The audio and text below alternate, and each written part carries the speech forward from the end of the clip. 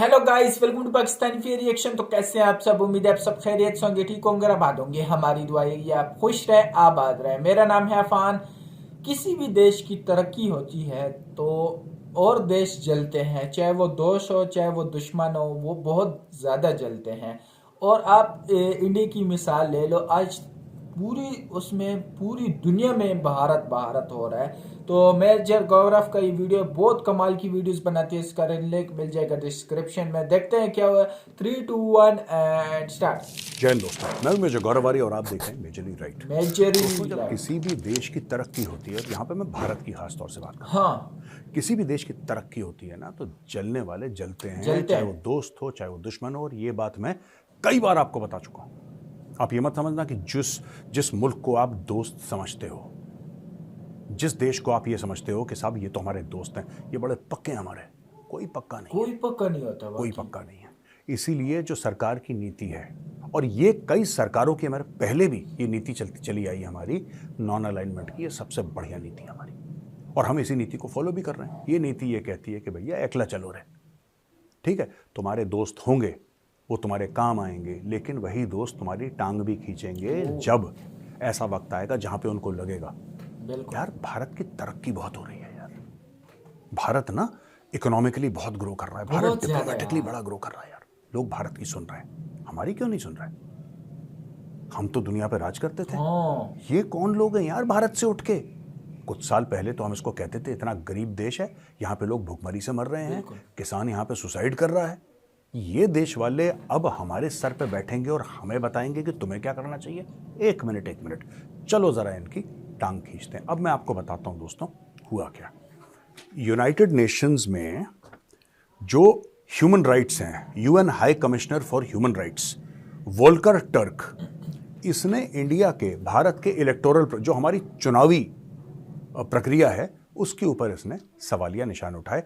इसने कभी हमारी चुनावी प्रक्रिया देखी नहीं है, इसको ये नहीं पता है कि भारत में चुनाव होते कैसे हैं, लेकिन एक चिढ़ होती है ना, एक जलन होती है, हाँ, जिसके बाद आप लॉजिक को खिड़की के बाहर फेंक देते हैं, क्योंकि आपके अंदर वो हेट्रेड बन जाती है। यही इसके साथ प्रॉब्लम है। देखिए, ये कहते हैं कि साहब यहां पे सिविक स्पेस कम हो रहा है, यानी कि समाज के लिए जो स्पेस है, जो जगह है, वो कम हो रही है। इसने बोला यहां पे हेट स्पीच हो रही है और डिस्क्रिमिनेशन अगेंस्ट माइनॉरिटीज हो रही हैं, पर्टिकुलरली मुसलमानों के खिलाफ। अच्छा, किस मंत्री ने मुसलमानों के खिलाफ कमेंट दिया, आप ये बात बताइए। मैं ये जानना चाहता हूं कि कोई मंत्री होगा, और अगर किसी ने अगर करा भी है, अगर रूलिंग पार्टी का करा भी है, तो ऐसे आप कई लोग देखेंगे उस बार उसको टिकट ही नहीं मिले। कई लोग ऐसे हैं जिन्होंने हेट स्पीच करी है किसी भी कम्युनिटी के खिलाफ, उसको इस बार टिकट ही नहीं दिया। टिकट ही नहीं तो दिया। ऐसी बात नहीं है, एक एलिमेंट ऑफ अकाउंटेबिलिटी है with in the system, right. हमारी डेमोक्रेसी में कमियां हैं, लेकिन यार ट्रंप तो खुलेआम बोलता है कि मैं मुसलमानों को नहीं आने दूंगा यूएस में। तब तो इस आदमी का मुंह नहीं खुला। हाँ, ट्रंप तो खुल के बोलता है। ट्रंप पोलैंड बोलता है खुल के। पोलैंड क्या बोलता है? पोलैंड ये बोलता है कि हम एक मुस्लिम रेफ्यूजी को नहीं लेंगे। लो। उनका फॉरेन मिनिस्टर बोलता है, टेलीविजन पे बोलता है कि हम एक बंदे को नहीं लेंगे पोलैंड के अंदर, एक मुस्लिम रेफ्यूजी को। फिर ये बोलता है कि साहब आप देखो, पोलैंड में एक टेरर इंसिडेंट नहीं हुआ। कहता हमने 2 मिलियन यूक्रेनियंस को लिया है, हम यूक्रेनियन को ले लेंगे, हम मुस्लिम्स को नहीं लेंगे। क्यों? क्या ये हेट स्पीच नहीं है? क्या ये इस्लामोफोबिया नहीं है? भारत में तो ऐसा नहीं हो रहा, क्योंकि पोलैंड वाला गोरा है, वेस्टर्न कंट्री है, वो कुछ भी कह सकता है। Trump president of the United states होके कहता है मैं मुसलमानों को आने नहीं दूंगा यहां पर, राइट। ऋषि सुनक ने क्या बोला अभी? ऋषि सुनक ने बोला कि इंडोनेशिया, अफगानिस्तान, पाकिस्तान, 3 जगह से मौलवी मुल्ले मौलाना बैन, मैं आने नहीं दूंगा, नहीं आने दूंगा मैं। जब फिलिस्तीनी रो रहे हैं और बोल रहे हैं हमें पनाह दो, तो मुसलमान मुल्क बोल रहे हैं कि नहीं, हम तुम्हें पनाह नहीं देंगे। वो हेट नहीं है। इस आदमी का तब मुंह नहीं खुला, इस आदमी का तब मुंह खुल रहा है कि जब इसको ऐसा लग रहा है कि साहब भारत ने ऐसा बड़ा हेट स्पीच कर दी है। और भारत के इलेक्शन में क्या हो रहा है? भारत के इलेक्शन में, हमारा इलेक्शन की जो प्रणाली है, हमारे इलेक्शन का प्रोसेस है, वो दुनिया फॉलो करना चाहती है। दुनिया फॉलो यूरोप कर रही की है। उतनी पॉपुलेशन नहीं है जितने हमारे यहाँ वोटर हैं।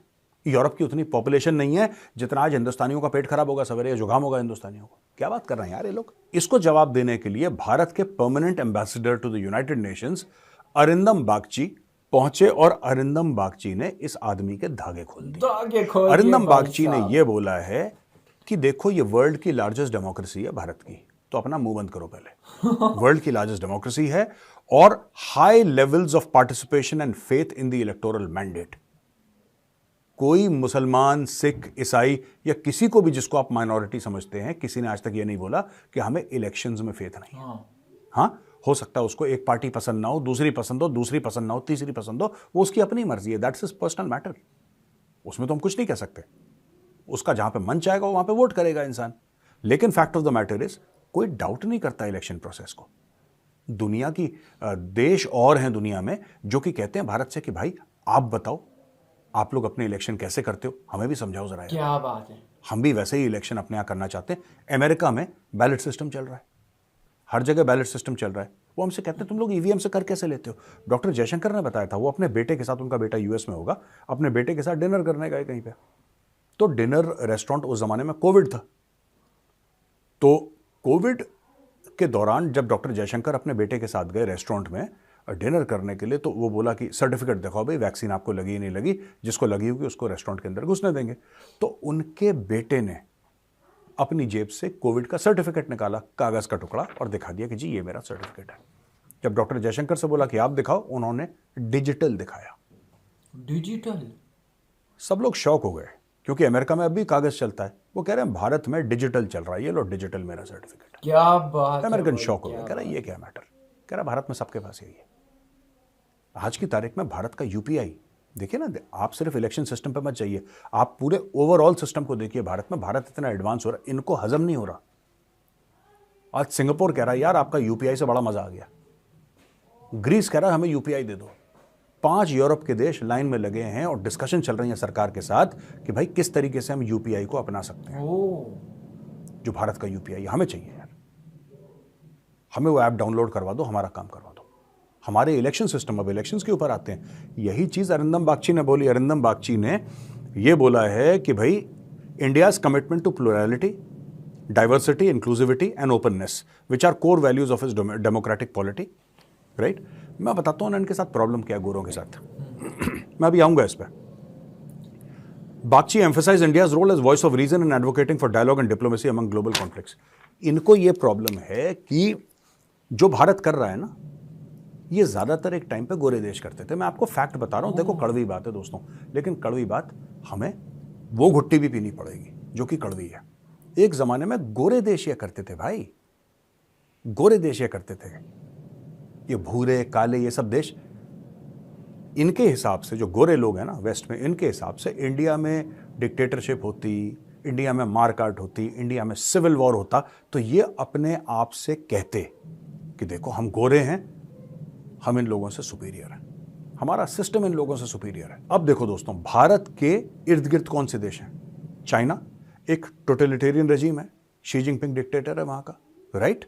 हो सकता है दुनिया की सेकंड लार्जेस्ट इकोनॉमी है, लेकिन है बेड़ा गर्क उसका, क्योंकि हम इलेक्शंस की बात कर रहे हैं। चीन में इलेक्शन नहीं होते, पाकिस्तान के इलेक्शन आप देख ही चुके हैं, बिल्कुल सबसे आप देख चुके हैं ना पाकिस्तान के इलेक्शन। पाकिस्तानी खुद कह रहे हैं चोर है, अपने इलेक्शन वालों को खुद कह रहे हैं चोर है, ठीक है।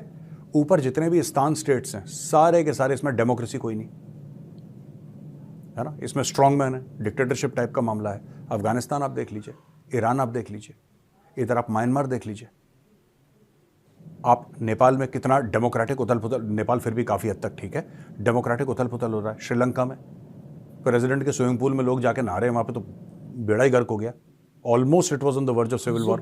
मालदीव्स का बेड़ा गर्क। तो जब आप पूरे इस खित्ते को देखते हैं, पूरे इस एरिया को देखते हैं, आपको भारत नजर आता है उभरती हुई एक महाशक्ति, बिल्कुल। और ये दोस्तों हजम नहीं होता। लेकिन मैं अरिंदम बागची को कहना चाहता हूँ, वेरी वेल डन यार, बड़ी खुशी हुई जान के। अरिंदम बागची वही थे जो मिनिस्ट्री ऑफ फॉरेन अफेयर्स के स्पोक्स पर्सन थे कुछ समय पहले, तो अब उनकी पोस्टिंग हो गई है, और कॉलेज में मेरे बैचमेट रह चुके हैं अरिंदम बागची, हम दोनों ने साथ पढ़ाई करी थी। ये मेरे बैचमेट हैं सेंट स्टीफेंस कॉलेज दिल्ली के, हम लोग क्लास ऑफ 92, मतलब यानी कि we passed out in 1992 from Saint Stephen's College. तो हमारे बैच में कई लोग they are doing India proud, Bharat के लिए बहुत अच्छा काम कर रहे हैं। कुछ हमारे बैचमेट्स हैं जो, कुछ हैं जो बेड़ा गर्क कर देते हैं कभी कभी, लेकिन कोई बात नहीं, मिक्स एंड मैच वाला बैच हमारा। यार आपने देख लिया कितना प्यारा इन लोगों ने समझाया, और भारत से वाकई पूरी दुनिया अब जलने लगी है। पूरी दुनिया को जो है ना, जैसे इनने बोला कि यार आपको ये नहीं, जब अमेरिका में ये कह रहे हैं कि मुसलमान कोई भी नहीं होगा, उस टाइम आप लोगों ने नहीं बोला।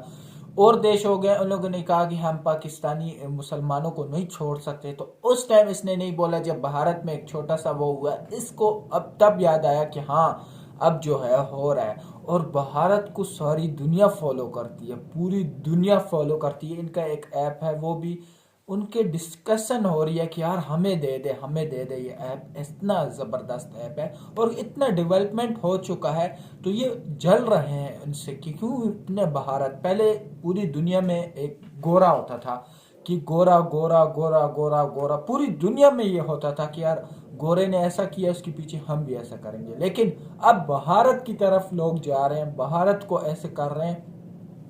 जैसे भाई ने बोला कि इलेक्शन की बात है, इलेक्शन पाकिस्तान के हालात देख लो। इलेक्शन हुए जी, एक दिन बाद पता चला जी नहीं, अभी तक रिजल्ट नहीं आया। 2 दिन बाद, 3 दिन बाद, लोगों ने 25-25 दिन वेट किया। कौन सा ऐसा देश है जो इतना टाइम लगाता है वोटों में? आज तक नहीं पता चला भाई कौन है कौन नहीं है। और भारत वाहिद ऐसा देश है जो पूरी गोरे उनसे कहते हैं कि यार ये आप वोटिंग कैसे करते हैं, क्योंकि यार इतनी बड़ी आबादी में वोटिंग बहुत मुश्किल है करना। और दूसरा ये कि हलचल मची होती है कि यार ये इसका है। अब पाकिस्तान में ऐसा होता है वोटिंग में, तो एक दूसरे के साथ सामने लड़ रहे होते हैं, ये हो रहा था, ये आपकी पार्टी है वो। भारत में हम आज तक नहीं सुना कि यार एक दूसरे की पार्टी में लड़ाई हो रही है, झगड़ा हो रहा है, ये हो रहा है, वो हो रहा है। एक जब वोटिंग आती है तो फिर अपने अपने वोट देते हैं और बस अपना जो है ना वो सेव कर देते हैं। तो ये है भारत की पावर। और आज वो वही भारत को, पहले लोग ये भारत को कुछ नहीं समझते थे, कुछ भी एक गरीब देश समझा जाता था। लेकिन अब वो भारत को अपना बाप समझते हैं और वो कहते हैं कि हमें भारत से सीखने को मिल रहा है, हमें भारत से सीखना चाहिए। और वो गोरे पूछ रहे हैं कि आप वोटिंग कैसे करते हो, ऐप कैसे लेके आ रहे हो, आप ये कैसा कर रहे हो, आप वो मिसालें दे रहे हैं। और यार ये एक छोटा सा वो दे रहे हैं। तो बहुत अच्छी लगी। भारत बहुत तेजी से ग्रोथ कर रहा है, बहुत अच्छा लगा। आपको कैसी लगी वीडियो कमेंट सेक्शन में ज़रूर बताएं। वीडियो अच्छी लगी लाइक शेयर कमेंट ज़रूर करना, बहुत मेहनत कर रहा हूँ यार, लाइक शेयर कमेंट ज़रूर करना। तो आज के लिए इतना ही, तब तक के लिए अपना ख्याल रखिएगा।